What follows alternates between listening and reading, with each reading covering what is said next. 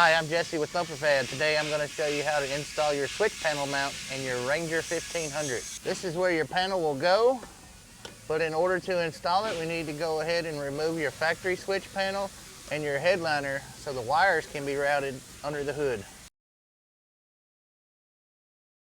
So we have opened up our SSV Works box, and these are all the packages and wires that come with it.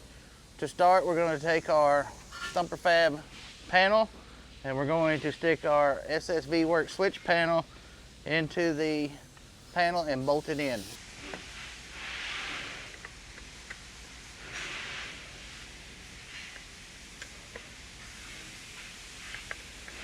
Next, after you have your switch panel mounted into your switch base, we want to go ahead and add the extension wire so that you can run the wires down the A-pillar to the front of the vehicle. Now we've opened our box for our XM radio. We're going to go ahead and mount your XM radio DIN to the panel.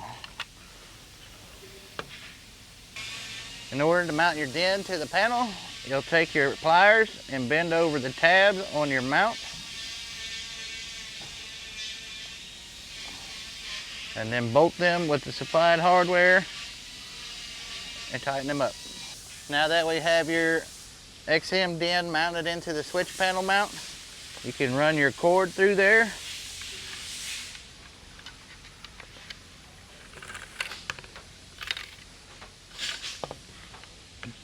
And then snap your screen in. Now that we have our switch panel and our XM mounted into the switch panel mount, we will go ahead and take the wires and remove the switch panel access holes from the factory switch panel and route the wires through those holes so they can be ran down through your A-pillars. For our build, we're going to install the switch panel side down the driver's side, and we're going to install the XM radio side down the passenger side. If you notice, there's an extra toggle switch mount hole in your mount.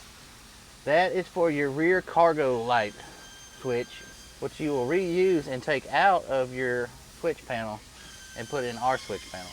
For this unit, we have already ran some switches that go to lights. These will also need to be rerouted down your A-pillars to your central command center so that you can connect them to your new switch panel. So your factory rear cab light switch will need to be removed, and that's how you will locate your new panel onto your old panel. So now you take your switch and put it in the hole in your panel, and then the back of the switch is what will locate your panel for your holes to be drilled. We're going to go ahead and prep our screws. We'll take our self-drilling Phillips head screws and our drill and go ahead and drill the holes for your mount. We're now ready to put our new panel back on. Make sure you tuck your wires in and connect your switch, and then put your screws back in your panel. Now you have one more screw that self-taps into your rock. We're now ready to run our wires through the A-pillars wherever you would like them to go, and then we're going to go ahead and hook up the XM radio antennas.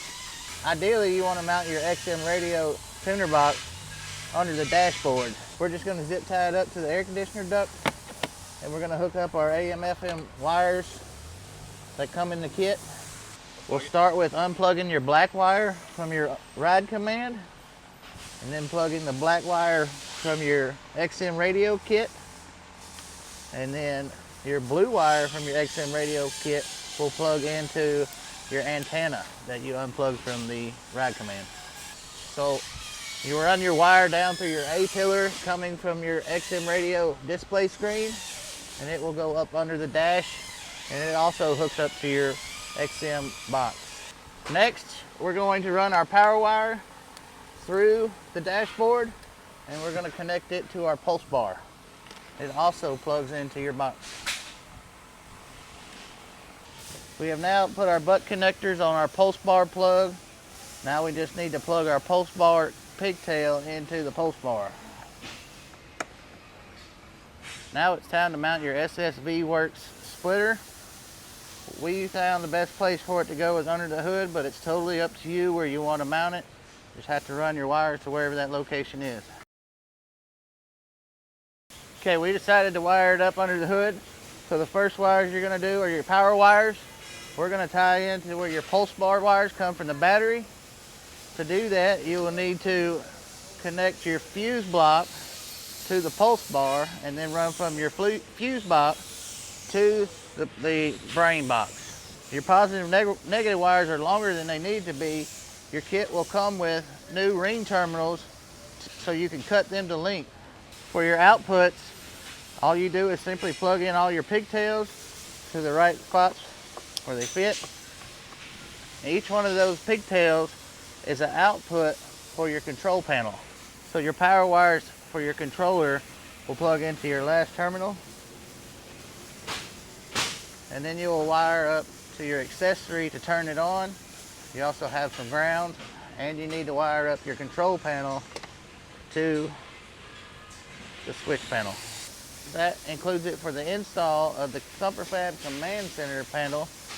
If you're looking for more in-depth wiring and schematics, you can visit the link below. Also, there's a link below if you want help programming your device. You can go to the link below.